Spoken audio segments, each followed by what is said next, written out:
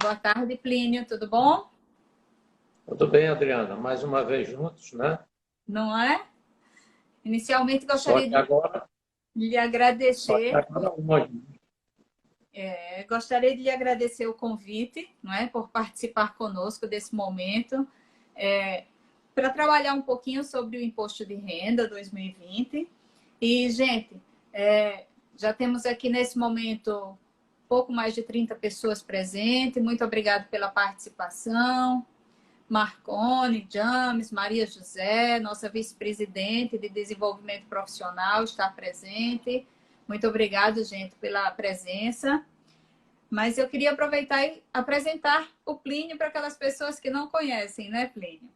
Então, Plínio Feitosa é auditor fiscal da Receita Federal, aposentado, ex-delegado da Receita Federal aqui no estado de Alagoas, engenheiro civil e advogado. É isso, Plínio? Então, Isso mesmo. Plínio, para a gente começar, eu queria que você me falasse um pouco. Quem é Plínio Feitosa? Fala um pouquinho de você, da sua trajetória, para que a gente lhe conheça um pouco mais. Adriana, a minha trajetória aqui no estado de Alagoas se deu exatamente em função de um concurso que fiz para a Receita Federal, para auditor fiscal da Receita, e aqui cheguei já há 34 anos. Participei dentro da Receita de várias sessões, e uma das sessões que me marcaram mais, um lugar que me marcou mais o trabalho, foi exatamente trabalhando no plantão fiscal. Nesse local, eu tive a oportunidade de me aproximar muito da classe contábil, e porque o plantão, eu posso dizer que caiu feito uma luva com o meu perfil, que eu gosto muito de público, gosto muito de estar com o público, e tive essa oportunidade rara de conviver com os profissionais de contabilidade durante todo esse período. E a partir daí foi feita uma parceria muito boa. Essa parceria continua até hoje, não é verdade? E estamos aí para trabalhar, para ver o que se pode fazer em benefício da sociedade alagoana. Muito legal. E eu lhe conheci nessa época, há alguns anos, que eu não vou dizer quantos, quando eu ia lá na Receita, não é? Tirar algumas dúvidas, conversar, você sempre muito atento conosco e com todos os profissionais em todos esses anos. Mas, Plínio, qual é a importância desse profissional da contabilidade nesse momento de declaração do imposto de renda? Qual é a importância desse profissional para auxiliar esses contribuintes? Adriana, em princípio, a declaração de imposto de renda aqui no Brasil, ela foi idealizada de forma a que o próprio contribuinte ele prestasse as suas informações, todas as informações necessárias. Entretanto, a legislação tributária ela traz, não é, no seu bojo, bastante complexidade. E isso dificulta sobremaneira para muitos contribuintes, eu diria até para a grande maioria dos contribuintes, exatamente a interpretação disso aí, como fazer diante de determinadas situações, diante de determinados fatos geradores. E aí vem exatamente a figura do profissional da contabilidade para preencher esse vácuo aí. E esse profissional de contabilidade ele tem uma importância muito grande, por quê? Porque facilita a vida do contribuinte. Nesse momento, é um prazo rápido, é um prazo que se expira em 60 dias, muitas vezes menos de 60 dias, o que faz com que a busca por documentação, essa coisa, e até a própria função, não é, do profissional de contabilidade, ele é de suma importância nesse momento de declaração. Eu tenho um colega participante aqui que ele me disse que o problema não é a declaração, é a legislação tributária que torna a declaração nesse momento complexa, né, Andrade? Obrigado aí pelo Andrade, pelo comentário, mas é isso mesmo. A gente tem várias minúcias, não é, da legislação que termina se tornando um fator complicador para algumas pessoas. E aí, nesse momento de pandemia, nós tínhamos a declaração com prazo de entrega muito aí apertado, que seria até 30 de abril. Nesse momento de pandemia, houve algum ajuste, alguma alteração nesse prazo? O governo federal, ele, de uma maneira geral, ele vem sensível aos problemas da sociedade. E um deles é exatamente a busca pela documentação necessária para fazer uma declaração correta, perfeita. E foi muito coerente esse adiamento, e foi adiado para o dia 30 de junho. Então, tudo que estava programado para o dia 30 de abril passou agora para o dia 30 de junho. Uma decisão acertada, embora essa declaração há muito tempo que não vinha sendo prorrogada, mas o motivo agora é um motivo que justifica o adiamento e, oxalá, esse problema que estamos vivendo hoje aqui com essa pandemia acabe até lá, não é? Para que realmente nós, contribuintes, consigamos, né, cumprir com essa obrigação de declarar. E foi um momento que pegou todos nós de surpresa, não é, Plínio? Estamos nos readaptando, trabalhando em home office, mudando assim a forma de atuação e a forma de comunicação realmente com as pessoas, né?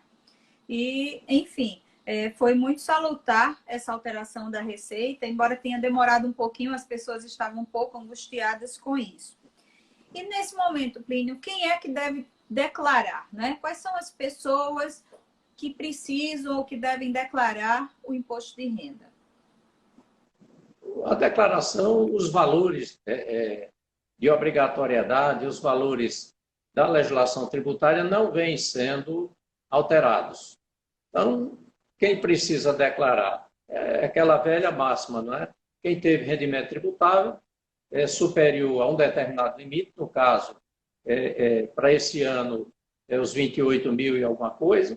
Também quem teve um patrimônio superior a 300 mil reais, isso no dia 31 de dezembro. Vale salientar que esse patrimônio aí é o patrimônio de todos aqueles bens que vinham sendo declarados, não é? E que continuam sendo declarados por aquele mesmo valor, ou seja, um valor pelo valor de custo desses bens, e 300 mil reais passou disso aí, já obriga a declarar. Há também uma obrigação com relação a quem tem rendimento isento, rendimento não tributado, etc., rendimento superior a 40 mil reais, também está obrigado a declarar. Mesmo a pessoa estando isenta de pagar, precisaria fazer a declaração. Há também obrigação com relação à atividade rural. Aquele contribuinte que teve uma receita, um rendimento de atividade rural, superior a 142.700 e alguma coisa. Há também a obrigação de declarar aquele contribuinte que, ausente do país, retorna com o ânimo de permanecer aqui no país, também está obrigado a declarar. E mais aquela obrigação com relação a ganho de capital. Se o contribuinte, em qualquer mês do ano, apurou algum ganho de capital, ele também está obrigado a fazer declaração de imposto de renda. Ok. Nesse momento, quais seriam... antes de passar para a próxima pergunta, tem algumas pessoas fazendo questionamento. Por favor, façam os questionamentos. Aqui embaixo tem o íconezinho, vocês clicam nele e aí vocês fazem as perguntas e ao final a gente responde, tá certo? Quais seriam as principais mudanças para o imposto de renda desse ano? A declaração, o contexto geral da declaração não vem mudando. Muda apenas algumas coisas visando exatamente facilitar a vida dos contribuintes. Cada vez mais torna fácil a declaração. A primeira coisa que se verifica é a tela de entrada. Olha, no momento em que a pessoa acessa o programa do imposto de renda, lá vem uma tela com as novidades do programa. Isso não tinha antigamente, não é? A segunda coisa que vem com relação a bens e direitos. Ora, para bens e direitos, para determinados bens e direitos, é obrigatório, por exemplo, marcar a quem pertence, se ao titular, se a um dependente, etc. E ali vai ser preciso também colocar o CNPJ. Além disso, também, é importante notar que para aquele contribuinte que tem conta bancária, por exemplo, na declaração de bens, ele vai também ali listar todas aquelas contas bancárias, dizer qual o banco, etc., qual o número da conta, etc. Isso vai facilitar, no final da declaração, se ele tiver, por exemplo, imposto a restituir ou a pagar, a restituir em todo caso, e a pagar caso ele queira pagar através de desconto, não é através da conta bancária. Então, basicamente, aí na declaração de bens, teve isso aí. Tem também essas contas pré-cadastradas, eu falei há pouco tempo também, que é exatamente colocado lá na declaração de bens e vai servir para o contribuinte marcar alguma delas que queira receber sua restituição ou efetuar os seus pagamentos através de débito bancário. Mas também o seguinte, e eu queria, Adriana, perder ou ganhar algum tempo aqui pelo seguinte, porque essas doações diretamente na declaração, mesmo como delegado e agora como voluntário, eu venho fazendo um trabalho em cima disso aí, junto com alguns parceiros. E o nosso querido CRC também é nosso parceiro nessa área. São aquelas doações que podem ser feitas durante o período da declaração para fundos de direitos da criança e do adolescente. Isso. Nós, no ano passado, nós conseguimos aí aumentar substancialmente esse valor, mas o meu sonho de conseguirmos aí superar R$ 1 milhão continua de pé e eu acredito que esse ano nós vamos conseguir. Como fazer? Simples. Você, quando terminar a sua declaração, feita toda a declaração, há uma ficha que se chama doações diretamente na declaração. Lá tem duas, vamos chamar de fichas também. Uma para o idoso, doações que se faz para os fundos do direito do idoso, e outra para o direito da criança e do adolescente. O do idoso, aqui no estado de Alagoas, ainda não tem nenhum fundo desse apto a receberem recursos. Mas o da criança e do adolescente já tem vários fundos aí, em vários municípios, que nós, contribuintes, podemos e devemos contribuir. Com um detalhe, nós, quando vamos pagar o nosso imposto, se temos imposto a pagar, uma parte vai para esse, a outra parte é do imposto. Quer dizer, não há ônus com relação a isso. E com relação a quem tem imposto a restituir, ele também pode fazer uma doação ou destinação de até 3% do seu imposto devido. Ora, isso vai facilitar também porque se ele tinha, por exemplo, uma restituição de R$ 3.000 e faz uma destinação, ou seja, paga um DAF no valor de 1.000, ele agora tem uma restituição no valor de 4. E isso, naturalmente, atualizado pela Selic até o momento em que ele receber a sua restituição. Então, veja que nós, contribuintes, temos essa prerrogativa, não é, de fazermos essa destinação. Voltando ainda às novidades do programa, tem também esses rendimentos recebidos acumuladamente. Um contribuinte, por exemplo, que ingressou com ação judicial, ou então a fonte pagadora deixou de pagar algum valor para essa pessoa e posteriormente vem e paga esse valor, há uma ficha própria para que ele faça a declaração. E nessa ficha, rendimentos recebidos acumuladamente, agora aparece um local para que aquele contribuinte que receba aposentadoria, não é, por exemplo, e ele tenha mais de 65 anos, ele tem um valor que pode ser colocado lá como rendimento isento dentro da parte de rendimento recebido acumuladamente. Isso vem facilitar uma coisa que antes não havia. Ou seja, esse direito do contribuinte com mais de 65 anos, antes não aparecia na declaração, não tinha como ele fazer. Agora, ele tem como fazer sim. Outra coisa, com relação, novidade ainda, ao débito automático, não é, da primeira cota. Essa primeira cota ela vai se vencer também no mês de junho, da mesma forma que a declaração. E esse valor poderá ser informado à Receita através de uma declaração entregue até o dia 10 de junho. Ou seja, o vencimento será no dia 30, mas se ele entrega a declaração até o dia 10 de junho, ainda é possível ele ter um débito automático do seu débito do imposto de 2020. Outra coisa importantíssima que aqui, tanto os profissionais de contabilidade como os contribuintes em geral devem estar atentos, que é exatamente essa declaração pré-preenchida. Eu diria que essa declaração ela facilita em mais de 80% o preenchimento de uma declaração. Agora, como obter esse arquivo que está na Receita Federal, lá numa área chamada ECAC, está lá para que o contribuinte possa acessar, ou um procurador, não é? Um procurador, no caso, eletrônico.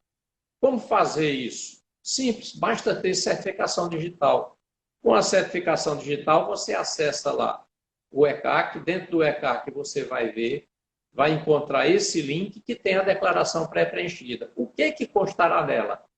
Todas as informações das fontes pagadoras, não é? Ou seja, aquela fonte pagadora, aquela empresa que pagou a pessoa, ou mesmo um órgão público que pagou aquela pessoa através de salário ou aposentadoria, etc., esse valor vai estar lá e quando você importar esse arquivo, ele vai povoar toda a declaração com as informações que ele tem, inclusive com a declaração de bens, caso o contribuinte tenha tido declaração no ano anterior. Ou seja, essa declaração pré-preenchida veio para facilitar do próprio profissional de contabilidade.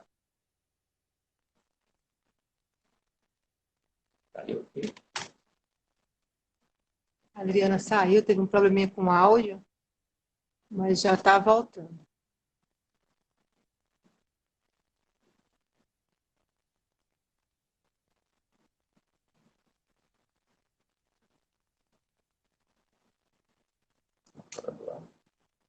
Ela já vai voltar. Não estava conseguindo ouvir direito. Perdemos só um minutinho. Um pouquinho de paciência, que ao vivo tem dessas coisas, né, Adriana? Está ouvindo a gente agora? Agora eu estou. A Maria me disse que vocês estavam me ouvindo, mas eu não ouvia vocês. Isso. Tudo certo, então. Pronto. Só para completar essas novidades, Adriana, tem ainda essa contribuição do empregador doméstico, né? Isso. Aquela parte do empregador doméstico, ele até o ano passado podia deduzir aquele valor à parte patronal. Para esse ano, por falta de previsão legal, o programa não traz mais essa possibilidade. Pois é. Foi muito bom você tocar nas doações ao fundo, era um dos pontos que nós iríamos tocar mais na frente, não é? Mas nós temos o José Carlos, ele até entrou aqui agora há pouco, nos parabenizando, porque, como você bem disse, o Conselho é um parceiro, a gente já vem trabalhando há muitos anos. Eu me lembro que no começo as doações eram muito pequenas e agora aumentou. E nós estamos na luta com vocês para chegar nesse 1 milhão e ultrapassar o 1 milhão. A realidade é essa, não é? Temos esse ano 30 e poucos municípios, mas ainda é um número muito ínfimo. Somos 102 municípios, né? Então o número ele ainda está muito abaixo para o recebimento do fundo. Mas vamos trabalhar mais um pouquinho.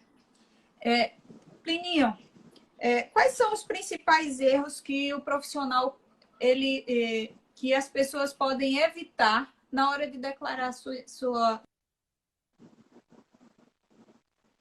imposto de renda?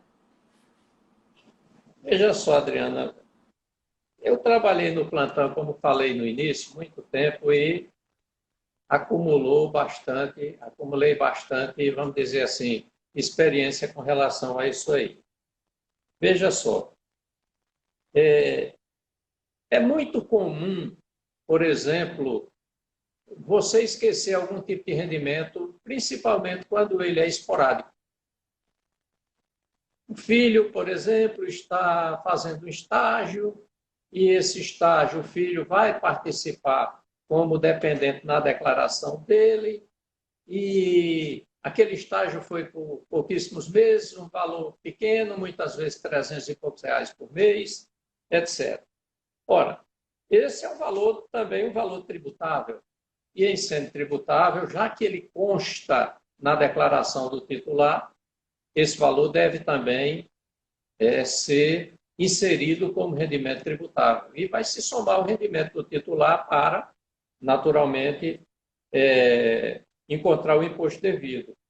Eu poderia também dizer o seguinte: os profissionais liberais, esses profissionais, eles precisam conhecer o CPF de cada um dos seus para quem ele prestou esse serviço, para que no momento da declaração ele diga à Receita Federal que recebeu daquela pessoa aquele X em função exatamente do seu trabalho, não é? Médico, engenheiro, profissionais de uma maneira geral, profissionais de saúde, esses são os mais, não é? Mas que acontece mais. Mas há outros profissionais também, muitos outros. Eu também poderia dizer que, sim, e na hora que esse profissional vai fazer a declaração, se depara com a dificuldade porque não tem aquele CPF.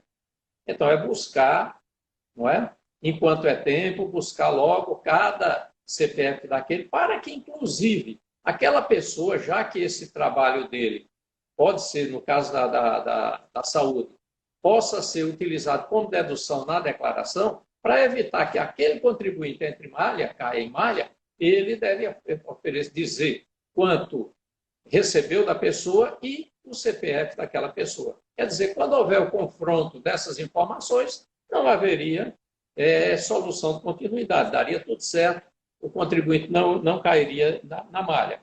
Outra situação também que acontece, por exemplo, a pessoa deu uma palestra e essa palestra foi lá um dia, não é? E ficou perdido no tempo.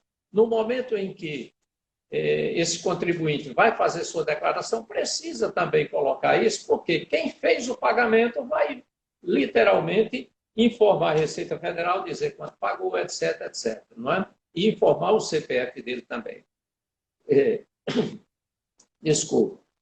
Outra coisa também é o seguinte, eu me deparei também muitas vezes, Adriana, com a seguinte situação.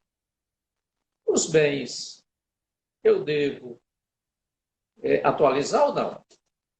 A última atualização permitida que houve para os bens foi em 1995, não é? Onde, a partir de janeiro de 96, o bem poderia ser realmente atualizado. Agora, os bens não são atualizados, a não ser, por exemplo, o seguinte: você compra um imóvel pelo sistema financeiro, da habitação, e todo mês você vai pagando. Na medida em que você vai pagando esses valores, você vai adicionando isso aí ao custo de aquisição daquele bem na declaração. Então, no dia 31 de dezembro, o que você declara como custo do bem, no caso, para 2019? Tudo que você pagou desde que adquiriu até dezembro de 2019. E a cada ano vai acrescentando esse valor. Só nessa situação é que o bem pode ser atualizado. Fora isso, não há permissão. Agora, a pessoa pode questionar, mas a inflação? A inflação, sim. Não é? E quando é que eu vou recuperar alguma coisa disso? No dia que você vendeu o bem. Na hora em que você vender esse bem, será permitido você fazer uma redução nesse ganho de capital, e eu gosto de dizer que isso aí parece muito com uma atualização do bem às avessas, ou seja, eu comprei um bem há anos por R$ 10.000, estou vendendo agora por R$ 300.000, e esse bem não se atualiza. E quanto é o ganho de capital? Em tese, o ganho de capital, o primeiro que você chega aí é 300 menos os 10, que daria 290. Entretanto, quando você vai apurar o ganho de capital, esse valor aí certamente será muito menor do que o 290. Por quê? Porque há reduções importantes a serem consideradas aí, não é? Dependendo do tempo que você passa com o bem. Inclusive, essa redução obedece a uma exponencial, não é? Quanto mais tempo, mais e muito mais você terá que pagar do bem. Há também erros que podem ser evitados, e o profissional de contabilidade pode ajudar bastante nisso. Por exemplo, omitir uma doação. Você tinha uma doação e deixou de, por exemplo, uma doação para o filho. É muito comum a pessoa, quando atinge uma determinada idade, querer fazer em vida, não é, a distribuição daqueles bens, e faz aquilo ali como doação. Ou então em dinheiro mesmo, para o filho, não é? Você faz aquela doação e tem que declarar também. O contador está preparado. Agora, eu alerto para uma coisa interessante também, viu, Adriana? Que eu observei nessas minhas lides, não é, no plantão, e que o profissional de contabilidade é muito vítima disso, que é o seguinte: o contribuinte chega, entrega a documentação, muitas vezes o profissional, quase todas as vezes, o profissional pergunta: tem mais alguma coisa que eu possa saber? E o contribuinte se cala ou diz que não. Só que muitas vezes ele fez uma venda de uma casa e não avisou, ou não avisou porque esqueceu, ou sei lá por quê, não é? Mas acontece também, e o profissional de contabilidade fica numa situação um pouco difícil, não é? Um pouco difícil porque ele vai cobrar. Mas você foi quem fez a minha declaração. Sim, foi quem fez. Mas você forneceu os dados necessários? Talvez não, não é? Então, isso realmente acontece bastante, viu? E muitas vezes o contribuinte faz isso exatamente por mero desconhecimento do que deve fazer, não é? E aí é importante o profissional de contabilidade ficar questionando: aconteceu isso, aconteceu aquilo e tal, não é? E talvez até fazer um checklist, né? Um checklist seria ótimo também, e depois assinado pelo próprio contribuinte, estaria uma tranquilidade muito grande também ao profissional de contabilidade. Tem uma outra coisa aqui, Adriana, bem interessante também, que é o seguinte: às vezes acontece também de informação do imposto de renda ser bem maior, não é? A pessoa informar bem maior do que o que a fonte pagadora informou. Eu diria também o seguinte, que não nesse momento de pandemia não está sendo possível, mas se o contribuinte tiver, por exemplo, a certificação digital, resolve o problema dele todo, não é? Para fazer sua declaração. Ou de um procurador também, no caso, a procuração para um profissional de contabilidade. Mas há situações em que a pessoa não coloca uma determinada fonte pagadora. Ele recebe de várias fontes e uma determinada fonte deixa de informar, não é? Ele deixa de informar aquela fonte. Isso também é um problema, porque no momento em que a declaração é entregue, essa declaração vai para um local e, na linguagem da Receita, chama de balde, e esse balde fica fornecendo declarações para serem cruzadas. E desse cruzamento de declarações, isso aí é constatado. Isso aí é imediato, constatado imediato, quase que imediato. E é importantíssimo que todas as fontes estejam lá.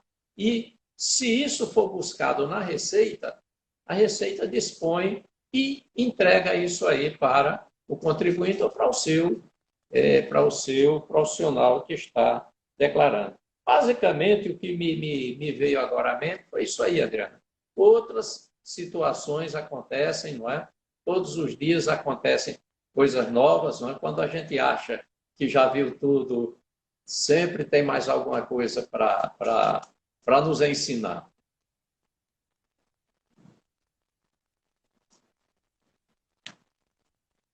Adriana, nos escuta?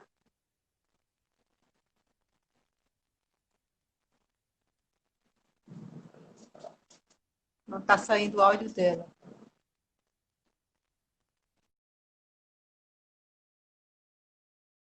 Não. Ela saiu, vai entrar novamente. Enquanto isso, Plínio, eu me atrevo aqui a participar também. Passar uma pergunta que veio do Instagram. MEI precisa fazer declaração, microempreendedor individual, e qual o rendimento do mês, caso for preciso? No passado, bastava que você fosse participante de uma empresa, obrigava você a declarar. Não é mais isso, mudou. Hoje, o simples fato de ser um MEI, ou você ser sócio de uma empresa, etc., ou ter ações por aí, se não se enquadrar em outra situação de obrigatoriedade, essa não obriga. Ou seja, o MEI não precisa fazer declaração de imposto de renda pessoa física. Entretanto, se ele quiser fazer para comprovar alguma coisa, ele pode fazer, a Receita vai receber sua declaração, sim. Outra pergunta que veio do Instagram: como declarar bens recebidos por herança há anos atrás? Veja só, os bens recebidos por herança, vou dar aqui uma rápida passagem nisso aí. Primeiramente, o que acontece? Os bens,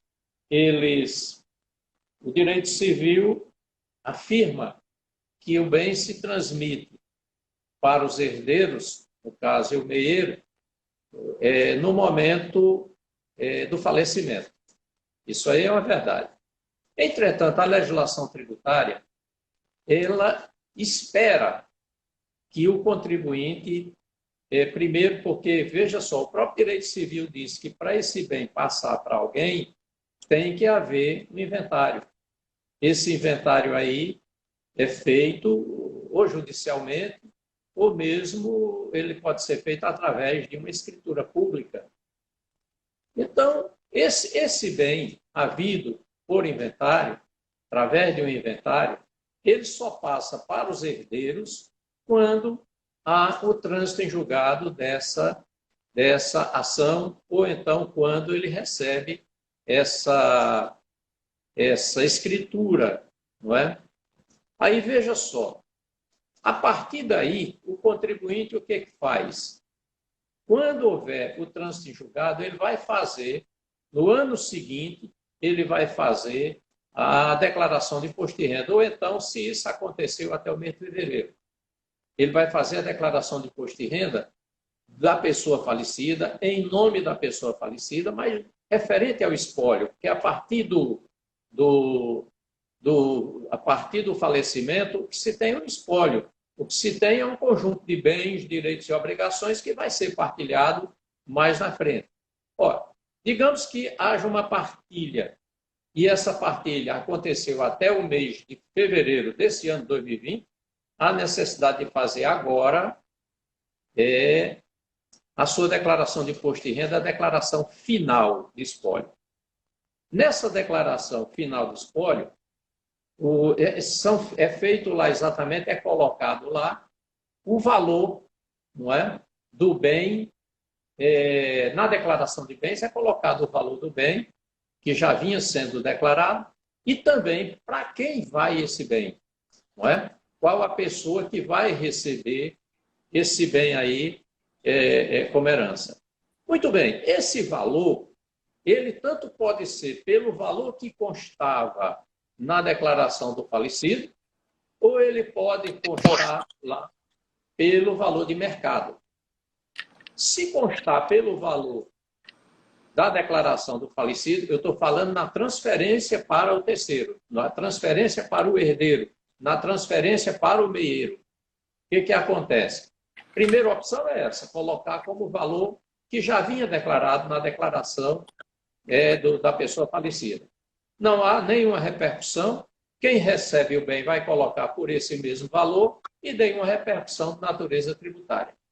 Agora, se o contribuinte fizer pelo valor de mercado, e normalmente o que acontece? Quando há o inventário, o contribuinte é feita uma avaliação desse bem, colocando a valor de mercado. Então, é uma opção do contribuinte colocar também o valor de mercado. Se o falecido transfere a valor de mercado para aquela pessoa, aí haverá necessariamente ganho de capital, não é? De responsabilidade do espólio. Ou seja, haverá um pagamento de tributo simplesmente pela transferência do bem de uma pessoa para outra. Não é? Agora, há um detalhe importante, isso tanto faz ser um bem que aconteceu agora no ano passado, ou um bem que aconteceu, por exemplo, há 3 anos atrás. Se aconteceu há 3 anos atrás, é fazer a declaração final de espólio referente aos 3 anos atrás.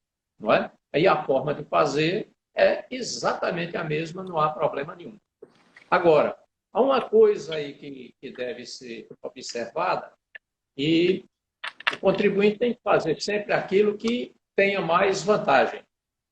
Se esse bem fica, por exemplo, alguém recebe esse bem, havido por herança, pelo valor que a pessoa falecida declarava, isso aí vai ter uma repercussão muito grande quando ele vender esse bem, porque o custo de aquisição dele será muito pequeno, não é? Ele deve observar uma coisa importantíssima que poderá melhorar a situação dele no caso de uma futura venda. Seria, por exemplo, um bem adquirido antes de 1988. Se esse bem foi adquirido lá atrás, por exemplo, em 1970, para cada ano em que aquela pessoa ficou com aquele bem, tá certo? Ele tem uma redução em 5% no ganho de capital. Então, de 70 para 88 dá 18 anos. 18 anos vezes 5% daria 90%.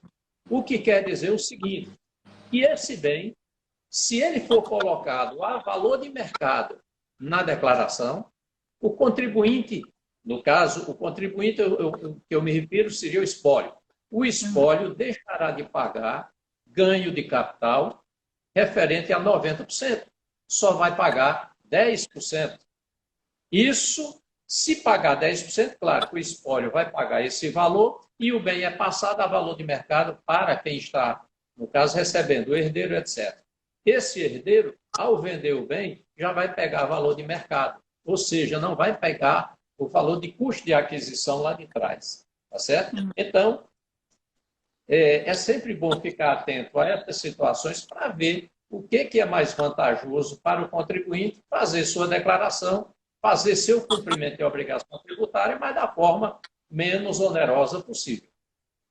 Você trouxe aí o espólio, e foi muito legal a informação, porque temos alguns problemas em cima de espólios e doações, né?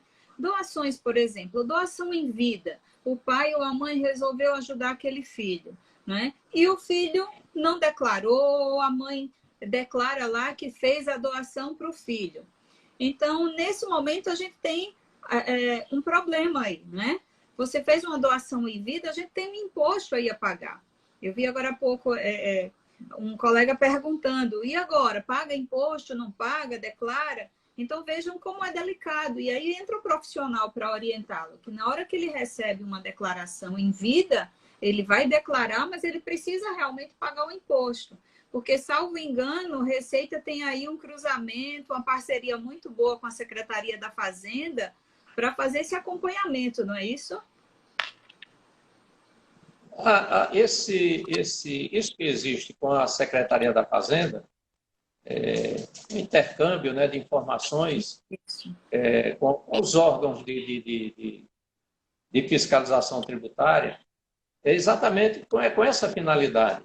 Um dos que surgem daí, que não é da esfera federal, é da estadual, que é exatamente o imposto de doações, né? Doações e causa-morte. Então, haverá uma tributação estadual. Não é? E para, no caso, na esfera federal, tem que ver também qual o valor que você vai fazer essa doação. É pelo valor de custo? Certo? Ou não? Nesse caso também, o que eu falei para a herança, não é? Vale também para a doação. Nós tivemos uma pergunta de uma moça que ela disse assim, olha, eu tenho uma pessoa, ela é aposentada, mas ela passou a receber uma pensão da Marinha do pai que faleceu, mas o pai era isento. Então, a doação dela também é isenta? Como é que fica isso? Ele tinha uma doença por moléstia, doença grave. Porque ela não. É mais ou menos isso a pergunta, né? Ela recebe a pensão da Marinha, porém, em julho foi diagnosticada com uma doença grave, julho do ano passado. A isenção dela vai ser em todo o período? Não vai, não é? Se ela foi diagnosticada, ela também não explicou se já deu entrada no processo, mas como é que vai funcionar isso? Veja só, pelo que eu entendi aí da pergunta, o pai ela recebeu e ela tem moléstia grave, é isso mesmo? Isso. Pelo que eu entendi da pergunta, foi isso. Certo. Então, se ela recebe essa pensão, são três rubricas que podem gerar isenção de imposto de renda, né? No caso desse tipo de rendimento. Seria, no caso, rendimento de aposentadoria, não é? Pensão e reforma. Pensão qualquer tipo e reforma. Ela recebendo pensão, claro que se enquadra aí desde que ela tenha moléstia grave. Agora, para que ela se habilite à isenção, ela precisa ter de posse um laudo emitido por junta médica oficial. Essa junta pode ser estadual, municipal, federal, mas desde que tenha. Não é? É muito comum, por exemplo, com relação à aposentadoria. Exemplo, alguém do Estado está aposentado. Então, essa pessoa vai à Secretaria de Administração, solicita junta médica, e a partir do momento em que a junta médica dá essa isenção, ela passaria a usufruir dela. E muitas vezes acontece, Adriana, até disso aí ser retroativo. Pode retroagir até 5 anos, não é verdade? Isso. Aí ela foi acometida do mal lá atrás, e lá atrás ela também se aposentou ou recebeu, no caso, a pensão. Então, pode sim ser considerado rendimento isento. Não há problema nenhum. Isso aí é passível. Que bom. Ela me fez mais uma pergunta aqui,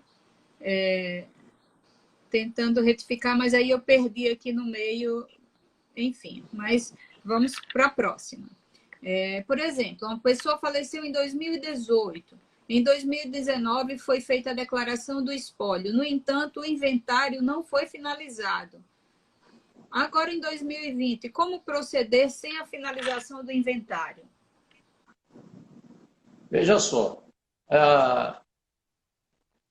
Há situações e situações. Isso. Ela fez a declaração, ele morreu em 2018, foi feita a inicial, a primeira declaração referente ao espólio. Em 2020, se os rendimentos que estão a serem partilhados, né, se os bens a serem partilhados produziram rendimento, e esse rendimento está dentro das condições de obrigatoriedade, haveria necessidade de declarar, chamada declaração intermediária. E enquanto isso não for partilhado, continua declarando. Agora, se esse rendimento está ainda dentro da faixa de isenção dos rendimentos, não é? Por exemplo, um aluguel, era uma casa, essa casa ainda não foi partilhada, mas está alugada a um terceiro. Então, nesse caso aí, se o valor anual não ultrapassar o valor limite para declarar, o contribuinte, no caso o espólio, não tem necessidade de declarar. O inventariante não faz essa declaração. Quer dizer, há situação e situação. Agora, só fará a declaração final quando houver efetivamente a partilha dos bens, não é? Quando se souber para onde os bens vão.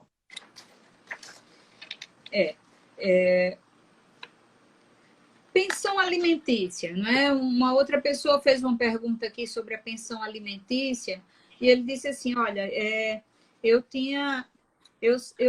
me separei, né? E judicialmente a esposa ficou com a guarda dos meus 2 filhos.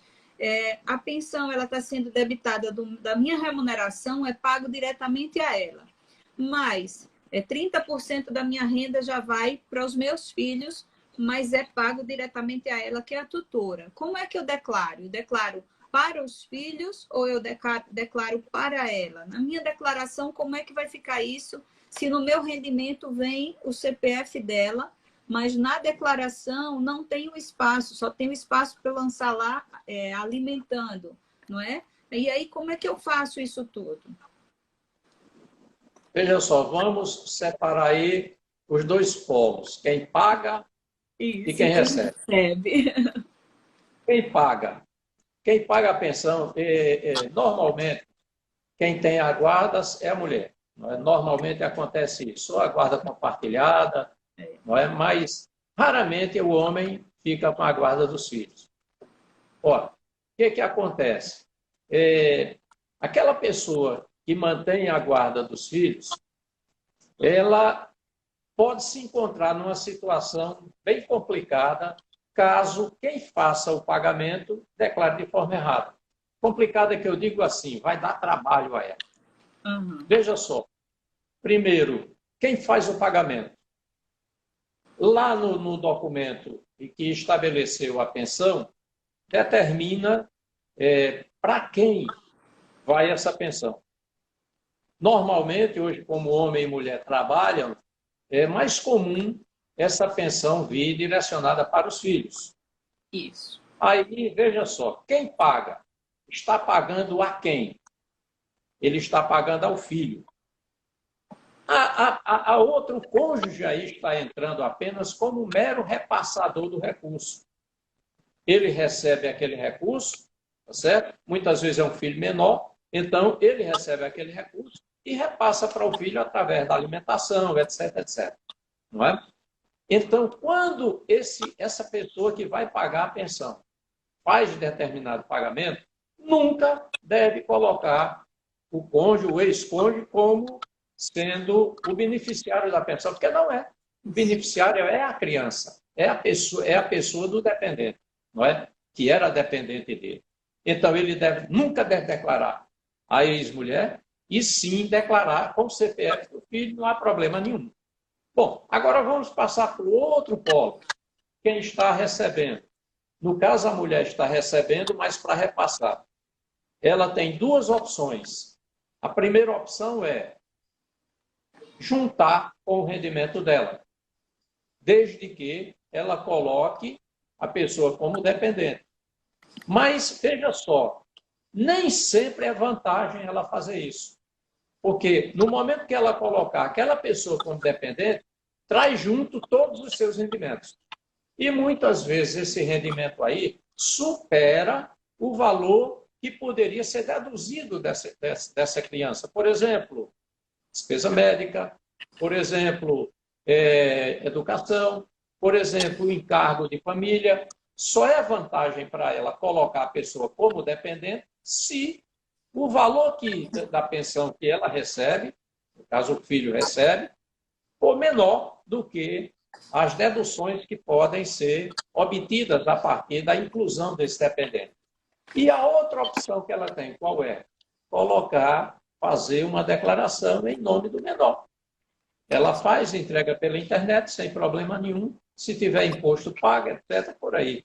Tudo bem. Agora, eu verifiquei, Adriana, já também no meu trabalho, que muitas vezes há assim, uma resistência muito grande em quem paga a pensão de agir dessa forma. tem uma resistência muito grande. Às vezes é por vingança, certo? Às vezes é por vingança. Nem sempre aquele casamento ali terminou com bom termo, Forma não é? tranquila, né? De uma forma tranquila. Acontece isso, eu já testemunhei no plantão situações dessas, mas também acontece por falta de informação. E aí entra o profissional de contabilidade, não é? Para esclarecer isso aí. Isso.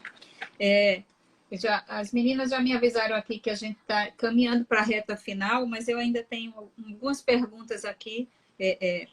O colega colocou assim, olha, eu recebi uma ação judicial trabalhista, porém na ação eu não tenho os cálculos, eu fiz um acordo judicial na justiça. Nessa situação, como é que eu vou declarar se eu não tenho a planilha de cálculos com os valores? Há um acordo, se há um acordo, há valor, não é? O juiz determinou aquele valor ali. Agora, o que acontece é o seguinte, para ele já vai ficar muito complicado, a não ser que conste da decisão judicial, aquilo ali corresponde a quantos meses? Porque, no caso aí da Justiça Trabalhista, há situações que não se enquadram nesse RRA. Por exemplo, e não vai se enquadrar no RRA, nós teríamos aí rubricas, não é? Que não necessariamente se enquadram. Férias, por exemplo, indenizadas. Se bem que isso aí é até isento, né? Quando é indenizado. Mas veja, pelo próprio acordo que é feito, se o juiz consignar lá a quantos meses corresponde aquilo ali, não há problema nenhum, não. Pode colocar como RRA. E se não, infelizmente, ele não vai poder declarar nessa condição. Ok. Tivemos mais uma pergunta. Um contribuinte ele disse assim, olha, como é que eu declaro o aluguel social que eu estou recebendo lá no Pinheiro? O aluguel o quê? O aluguel social. Aqueles moradores do Pinheiro que estão recebendo o aluguel social, como é que eles vão declarar esse recebimento? Eu não vi manifestação com relação a isso aí, até porque é uma coisa nova, não é? Isso. Mas não vi manifestação oficial sobre isso aí. Uhum. Entretanto, eu interpreto que isso aí é tributável normalmente, tá certo? É um rendimento de natureza tributária, de natureza tributável e, portanto, deve constar na sua declaração como tal. Eu também entendo assim, não é? Embora seja um auxílio que ele está recebendo, mas seria tributável. Mas é bom ele conversar aí mais na frente, né? E uma última pergunta. Ela me disse assim, olha, aqui, a pessoa trabalha numa empresa e a empresa paga o plano de saúde do funcionário e dos filhos, mas é um plano coparticipação, né? Como é que ela vai declarar essa coparticipação? Veja só, tudo que ele receber da empresa, não é considerado salário para ele, salário direto ou indireto. Nesse caso aí, é o mesmo caso de você pagar moradia para o empregado. Esse valor da moradia paga é rendimento para ele também, não é? Salário indireto e, portanto, tributável. Uhum. Plínio, estamos aqui. Hanna me deu mais 5 minutos, é isso, Hanna? Que bom. Tem alguma coisa que você gostaria aí de colocar, né, para que as pessoas que estão fazendo aí pela primeira vez, ou os profissionais que estão aí nessa linha diária, nós sabemos que tem também muitos profissionais que são médicos aqui, aproveitando esse momento, né? Temos muitos médicos que precisam ter o seu livro caixa, declarar. Qual é a orientação que você daria aí a esses profissionais? Adriana, falando também ainda pela experiência, né, vivida, eu vejo os profissionais, normalmente, eles são muito criteriosos diante do seu trabalho, mas relaxam um pouco, se não muito, com relação à sua atividade, não é? Diante do fisco. Normalmente, eu tenho visto bastante pessoas que não ligam muito para isso, não. E eu diria que é um erro muito grande, porque quando você não faz a coisa de forma adequada, isso pode ficar muito caro, não é? Então, eu diria o seguinte, que o livro caixa é fundamental, não precisa o profissional, no caso, o médico, você falou em médico, o médico está fazendo o seu livro caixa.